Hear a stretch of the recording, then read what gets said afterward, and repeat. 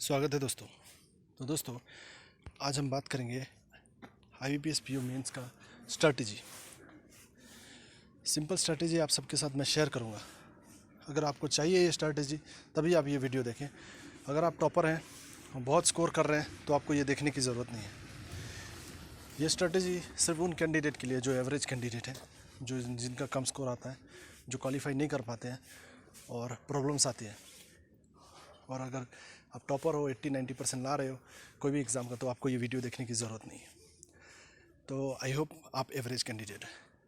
देखिए, स्टार्ट करते हैं इंग्लिश से। इंग्लिश में दो टाइप के कैंडिडेट होते हैं। एक कैंडिडेट होते हैं जो इंग्लिश मीडियम से पास होते हैं, दूसरा कैंडिडेट होता है जो इंग्लिश मीडियम से पास नहीं होते, नॉर्मली हिंदी कैटेगरी से आते हैं। तो उनके लिए डिफ़िकल्ट होता है, ये सेक्शनल निकालना भी बहुत कैंडिडेट के लिए बहुत डिफ़िकल्ट होता है। तो आप क्या कर सकते हो, अगर आप मतलब हिंदी कैटेगरी से हो, अगर आप इंग्लिश आपको ज़्यादा नहीं आती तो टेंशन लेने की बात नहीं है। एटलीस्ट आपको समझ तो आती होगी, थोड़ा बहुत आपने पढ़ा होगा तो आपको समझ आती होगी। तो क्या करना, आप जैसे डेली एडिटोरियल हो गया, ये सब देखना, 10 से 15 दिन देखना और एनालाइज करना कि क्या होता है। और दूसरी बात, सिंपल बुक लेके आप, जैसे एनवायरनमेंट का बुक हो गया, एनवायरनमेंट का बुक स्पेशली एनवायरनमेंट रिलेटेड उसको पढ़ना। एक बुक हो जैसे 10 का 11-12 का एनवायरनमेंट बुक हो गया, उसको आप रीडिंग मारना समझ के कि आपको समझ आ रहा है कि नहीं। अगर आपको समझ आ रहा है वो, तो समझ लो आपको बहुत कुछ इंग्लिश में आप कट ऑफ निकाल लोगे, समझ आ रहा है तो। क्योंकि जो मेंस के पेपर होते हैं ना, थोड़ा टेक्निकल रिलेटेड होते हैं, इंटेलिजेंस पे बेस होते हैं।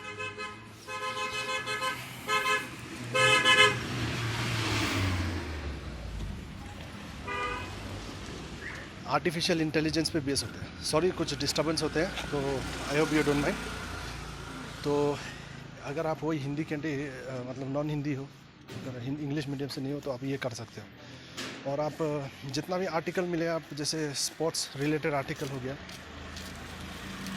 अगर आप नहीं पढ़े हो तो ठीक है, आपका मेंस क्लियर हुआ है, मतलब सिंपल है कि आपका इंग्लिश अच्छा है। फर्स्ट ऑफ ऑल इंग्लिश अच्छा है तभी आपने मेंस क्लियर किया है, और मतलब प्रीलिम्स क्लियर किया है। नहीं, वरना आप प्रीलिम्स भी क्लियर नहीं होता, इंग्लिश अच्छा नहीं है। तो आपका इंग्लिश ठीक ठाक है, अच्छा है, बहुत अच्छा है, इसलिए आपने क्लियर किया। तो यही मैं कहता हूँ इंग्लिश के लिए। अगर आप हिंदी मीडियम से नहीं है तो आप यही कर सकते हैं, रीडिंग मारिए। आर्टिफिशियल इंटेलिजेंस पे रीडिंग मारना, एनवायरनमेंट रिलेटेड पे रीडिंग मारना, जो कोविड के चल रहे हैं ये सब के रिलेटेड पे, मेडिसिन ये सब का रिलेटेड आप आर्टिकल्स पढ़ सकते हैं। और समझ के करना, भले ही 1 घंटा लगे, आधा घंटा लगे, लेकिन जितना भी पढ़ो आप समझ के पढ़ना वो आर्टिकल्स। तो मेन है, आप आर्टिकल्स अगर समझ गए तो आपको बहुत प्रॉब्लम सॉल्व हो जाएगा। और आपको ये करने की ज़रूरत नहीं है, जो लोग कहते हैं ना वोकैब जाके याद करो, ये करो, ये सब करने की ज़रूरत नहीं है। अभी लास्ट मोमेंट में आप नहीं कर पाते, नहीं कर पाओगे, ठीक है। तो आप कितना वोकैब याद कर लोगे, ये बहुत ही मुश्किल है। तो लास्ट मोमेंट में ये सब पॉसिबल नहीं है। तो आप लोग ये वोकैब के चक्कर में ना पड़ना, आप लोग बस फोकस करो कि रीडिंग मारें। रीडिंग 10 दिन 15 दिन जो भी मारो, 10-15 दिन में कुछ होता नहीं है, लेकिन एटलीस्ट आपको ये होगा कि समझने का बेस स्ट्रॉन्ग हो जाएगा। तो समझने का बेस अगर स्ट्रॉन्ग हो रहा है तो आपको एटलीस्ट एग्ज़ाम में आप कुछ अच्छा कर पाओगे, क्योंकि आप प्रीलिम्स क्लियर करके आओ तो आपकी ऑलरेडी इंग्लिश अच्छी है। और इंग्लिश मीडियम के लिए मैं ये कहता हूँ, इंग्लिश मीडियम हो तो कुछ नहीं करने की ज़रूरत है, आप बस रीडिंग मारिए, ठीक है। और रीडिंग मारिए, सबसे बेस्ट है रीडिंग मारिए। वोकैब वेट ये सब याद करने की ज़रूरत नहीं उतना। टाइम मिले तो आप बस वो मीनिंग जान लेना, लेकिन ऐसे नहीं कि रट्टा मार रहे हो बैठ के। तो इंग्लिश के लिए सिंपल स्ट्रेटेजी होता है आपका रीडिंग। जो भी आर्टिकल उठाओ, रीडिंग मारो।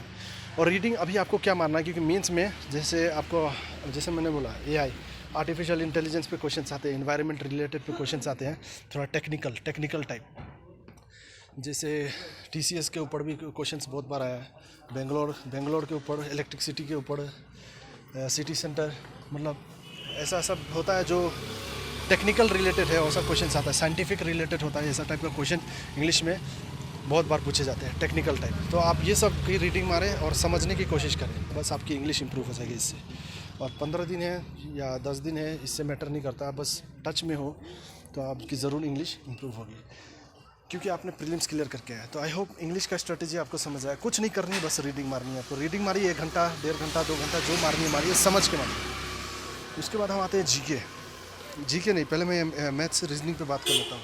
मैथ्स रीजनिंग के लिए आपको कुछ नहीं करना है। अगर मॉक है आपका तो सबमिट कीजिए, ठीक है, बैठ के 2 घंटा नहीं देना, सबमिट कीजिए और सारे क्वेश्चन का एनालिसिस कीजिए, देख के ट्राई कीजिए सॉल्व करने का। समझ नहीं आता सॉल्यूशन देखिए और सॉल्व कीजिए, जितना क्वेश्चन सकते हैं करिए। और कोई भी कॉन्सेप्ट क्लियर करने की ज़रूरत नहीं है आपको, जैसे गए टॉपिक उठाएं एवरेज का, उसका कॉन्सेप्ट जाके क्लियर, ये सब करने की ज़रूरत नहीं है अभी। जो भी मिसलेनियस क्वेश्चन आपको मिले मॉक में, आप वहीं से कॉन्सेप्ट क्लियर कर लें, उसी को प्रैक्टिस करें, आपका वहीं से मिसलेनियस का कॉन्सेप्ट क्लियर हो जाएगा। इसका मैं मैथ्स का बात कर रहा हूँ, ठीक है, मैथ्स के लिए तो मैथ्स के लिए आपको टेंशन लेने की बात नहीं है। आप बस कॉन्सेप्ट क्लियर मतलब मॉक पे फॉलो करें, मॉक को सबमिट करें और वो क्वेश्चन लगाएं, आपका मैथ्स क्वेश्चन हो जाएगा, ठीक है। और DI मिसलेनियस सब सारे क्वेश्चन सॉल्व करें। और जो टॉपिक आप कभी टच नहीं किए ना, जो टॉपिक कभी टच नहीं किए प्रीलिम्स में चाहे कभी भी प्रीवियसली, तो वो टॉपिक आप बेहतर होगा कि आप टच ना करें, कोई फ़ायदा नहीं होगा उसका, क्योंकि आप अटेम्प्ट नहीं कर पाओगे। तो आई होप आपको समझ आ गया होगा। मोस्ट इंपॉर्टेंट बात है मैथ्स के लिए, जो टॉपिक आपने टच नहीं किया, जैसे टाइम एंड वर्क आपने कभी टच नहीं किया और आपको मॉक में मिल रहा है वो क्वेश्चन, तो वो आपको करना नहीं है, ठीक है, आपको वो टाइम वेस्ट होगा, ठीक है, वो करना नहीं। अभी सीखने का टाइम नहीं है, अभी आपको बस स्मार्ट वर्क करना है। तो आपको जिस पे आपका परसेंटेज पे कॉन्सेप्ट है, प्रॉफिट लॉस पे कॉन्सेप्ट है, तो वो सब क्वेश्चन आप करें, तो इससे होगा आपको बूस्ट मिलेगा। और एग्ज़ाम में ज़्यादा क्वेश्चन नहीं करना पड़ता है ना आपको, ठीक है। आउट ऑफ 100% अगर आप 30-40% भी करते रहो बहुत होता है क्वेश्चन, ठीक है। तो यही सब स्ट्रेटजी है मैथ्स के लिए। रीजनिंग के लिए भी यही है, रीजनिंग के लिए भी आप यही कर सकते हो। रीजनिंग के लिए देखिए, इंग्लिश रीडिंग मारेंगे आपको रीजनिंग में भी हेल्प होगी, इंग्लिश रीडिंग मारेंगे तो इसमें रीजनिंग में भी हेल्प होगी आपकी।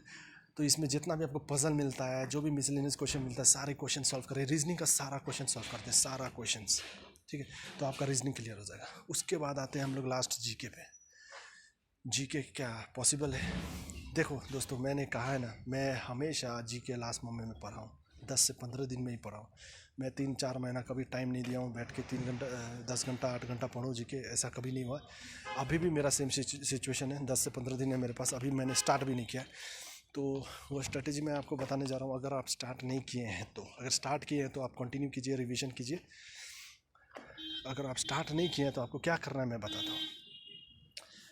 आपके पास कोई भी अगर पेड है वो फॉलो कीजिए। स्टडी IQ है उसको फॉलो कीजिए, अफेयर्स क्लाउड है उसको फॉलो कीजिए, अड्डा है उसको फॉलो कीजिए, ग्रेडअप है उसको फॉलो कीजिए। ज़्यादा सोर्सेज पे मत जाना। और सबसे इम्पोर्टेंट बात, ज़्यादा सोर्सेज लोग कहेंगे ना ये सोर्स नहीं, आप करोगे आप फंस जाओगे, जाल में फंस जाओगे। सबसे बेस्ट स्टडी IQ पढ़ रहे हो लास्ट 3 मंथ्स की, आप PDF पढ़ लो, ठीक है, PDF पढ़ लो, उसको रिवीजन करो। 3 मंथ्स का, एटलीस्ट 3 मंथ्स का आप रिवीजन कर दो, पहले ख़त्म कर दो। एटलीस्ट ट्राई करो 5 से 6 दिन में रिवीजन करके, एक बार पढ़ के रिवीजन करके आप रिटेन कर सको दिमाग में। अगर सकते हो ये 6 दिन 7 दिन के अंदर, तो आप 4 महीना का कवर कर लो, एटलीस्ट 4 महीना का कवर कर लो। एटलीस्ट आपको कुछ एटलीस्ट 15 से 20 मार्क आपको आ जाएंगे, अगर 4 महीना का भी आप कवर कर लिए तो। क्योंकि आपको टॉप नहीं करना है, आप निकाल दिए नॉर्मल मार्क्स बहुत है, ठीक है। तो आप जीके के लिए ये कर सकते हो, 4 मंथ का ही पढ़ के जाए। अगर आपने स्टार्ट नहीं किया है तो ज़्यादा पढ़ेंगे आप कंफ्यूज हो जाएंगे।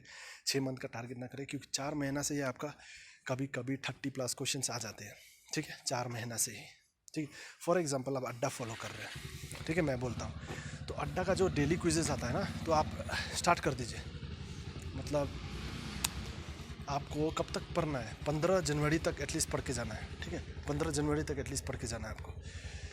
तो मान लीजिए आपको क्या करना है, जनवरी तो छोड़ दीजिए, ठीक है, दिसंबर हो गया, नवंबर हो गया, अक्टूबर हो गया, सितंबर, अक्टूबर, नवंबर, दिसंबर, ये अगर 4 मंथ कर दिए ना आप, अड्डा से अगर कर रहे हो, वो डेली का क्विज 10 से 12-15 क्वेश्चन होता है, वो अगर कर दिए, अड्डा का 4 से 5 घंटा लगेगा आपको 1 महीना का ख़त्म करने में, 4 से 5 घंटा रीडिंग करने में। और आपके दिमाग में रिटेन भी होगा, थोड़ा कम होगा, लेकिन फिर उसको नेक्स्ट डे, जैसे आज आप अड्डा का 5 घंटा किए, 5 घंटा, नेक्स्ट डे फिर उसी को कर देना 5 घंटा, ठीक है, 2 दिन में आपका 1 महीना का हो जाएगा, ठीक है। तो आपका 8 दिन में आपका 4 महीना का हो जाएगा, 8 दिन में रिवीजन विथ रिवीजन, ठीक है। तो विथ रिवीजन अगर हो जाए आपका, तो सोचो आप कितना आगे निकल जाओगे, ठीक है। आगे निकल जाओगे ये मतलब नहीं है कि आपको 40 में 35+ मिल जाए, ठीक है। आपको अगर दिन अच्छा है ना, अगर नसीब में लिखा है ना आपको जॉब लिखना, 30+ मिल जाएगी। नसीब में लिखा है कि 10 से 15 मिलेगा तो उतना ही मिलेगा, ठीक है। लेकिन ऑन एवरेज जितना भी एग्ज़ाम हुआ है अभी तक, मैंने मेंस जितना भी दिया है, 4 महीना में मैक्सिमम आपकी 60% क्वेश्चन कवर हो जाते हैं। 60% क्वेश्चन, 60 to 70% क्वेश्चन कवर हो जाते हैं। इसलिए आप 4 मंथ्स भी करके जा रहे हो तो आप ये क्लियर कर सकते हो। आई होप आपको ये समझ आया हो। मैंने पूरा क्लियर करने का अगर आप एवरेज कैंडिडेट हो तो। और एक बात ये याद रखना, लोग कहेंगे ना 10 दिन है 15 दिन है कुछ नहीं होगा, कुछ नहीं होगा ना यार। मैं बोला हूँ ना 10 से 15 दिन में मैंने क्रैक किया है ना, तो आप भी कर सकते हो। ठीक है, 10 से 15 दिन में मैंने पढ़ के क्रैक किया है, जबकि मैं बिना प्रिपेयर किए मैंने एग्ज़ाम क्लियर किया है। तो सोचो बिना प्रिपेयर किए मैंने एग्ज़ाम क्लियर किया है, मतलब कुछ समय के लिए बिना प्रिपरेशन के मैंने एग्ज़ाम क्लियर किया है।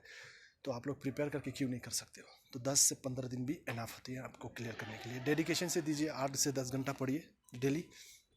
जीके के लिए वही 5 घंटा आपको लगेगी, ठीक है, 5 से 6 घंटा पढ़िए, रेस्ट कीजिए। फिर उसके बाद मैथ में एक उठाइए सीरीज़, डेली एक तो सीरीज़ उठाइए, उसका क्वेश्चन सॉल्व कीजिए, 3-4 घंटा जो भी लगे। तो मतलब वही आपका 10 घंटा, 9 से 8-10 घंटा के अंदर आपका सब कुछ हो जाएगा। और रिलैक्स रहिए, घूमिए फिरिए थोड़ा, ठीक है। घूमते ऐसा नहीं कि पूरा दिन रात लगा देना, 15 घंटा लगा देना, नहीं, ज़रूरी नहीं है उतना, वो ज़रूरी नहीं है। बस एक डिसिप्लिन में, रूटीन कोई ज़रूरी नहीं है रूटीन की 6 बजे। यूट्यूब पर देखेंगे ना जो रूटीन देते हैं लोग, 5 बजे उठो भाई, 5 से 6 ये वो सब बकचोदी है, ठीक है। ऐसा रूटीन सबके लाइफ में नहीं होता है, सबका अपना रूटीन होता है। आप ऐसा वो अपने हिसाब से बता रहा है आपको, ठीक है। आप अपने हिसाब से रूटीन बनाओ, ठीक है, जब दिल करे तब वो टाइमिंग बना के, लेकिन उतना आपको कवर करना है। 8 घंटा है तो 8 घंटा आपको कवर करना है। कैसे करना है वो आप पे डिपेंड करता है। रात का 2 बजे से पढ़ो, सुबह का 10 बजे तक, आपकी मर्ज़ी, जो करना है करो। ये सब मैं I hope you don't mind, मतलब, लेकिन मैं क्लियरली आपको फ्रैंकली बता रहा हूँ। ये सब जो भी मैं बात बताया हूँ ये मैं एक्सपीरियंस से बताया हूँ, क्लियर करके भी, मतलब क्लियर करके, मतलब क्लियर भी कर चुका हूँ ये सब स्ट्रेटजी से, ठीक है। तो आपको मैं बहुत सारा स्ट्रेटजी यूज़ किया हूँ। 4 महीना भी जीके पढ़ा हूँ, ठीक है, 4 महीना भी जीके पढ़ा हूँ, 15 दिन भी जीके पढ़ा हूँ। फीलिंग एक ही होती है, ठीक है। 4 महीना भी पढ़ोगे, 15 दिन पढ़ोगे, वो लास्ट मोमेंट का जो एटीट्यूड होता है ना वो चेंज होता है, अलग होता है, वो डेडिकेशन लेवल हाई होता है। और जो डेली आप 6 महीना पढ़ रहे हो ना वो अलग होता है, ठीक है। तो इतना नर्वस होने की बात नहीं है, आपका एग्ज़ाम क्लियर होगा, बस पॉजिटिव रहे, ट्रस्ट करें मुझे, ठीक है। मैं इतना स्कोर कार्ड शेयर नहीं करता हूँ, लेकिन हो सके तो शेयर कर दूंगा। लेकिन आप सभी को प्रीवियसली एग्ज़ाम्स का मेरे पास जितना था मैंने शेयर किया, बहुत सारे स्कोर कार्ड मेरे पास था नहीं, ठीक है। तो जैसे मैं मोबाइल गायब हो गया था, नहीं तो वरना मैं बहुत सारा आपको शेयर कर देता। तो चलिए फिर, आई होप आपको स्ट्रेटेजी अच्छी लगी हो, और कोई भी प्रॉब्लम हो तो आप हमें कमेंट करके बताएं, आपका मैं डाउट ज़रूर क्लियर करूँगा। चलिए फिर मिलते हैं नेक्स्ट वीडियो पे, और ऑल द बेस्ट आपको IBPS PO मेंस के लिए।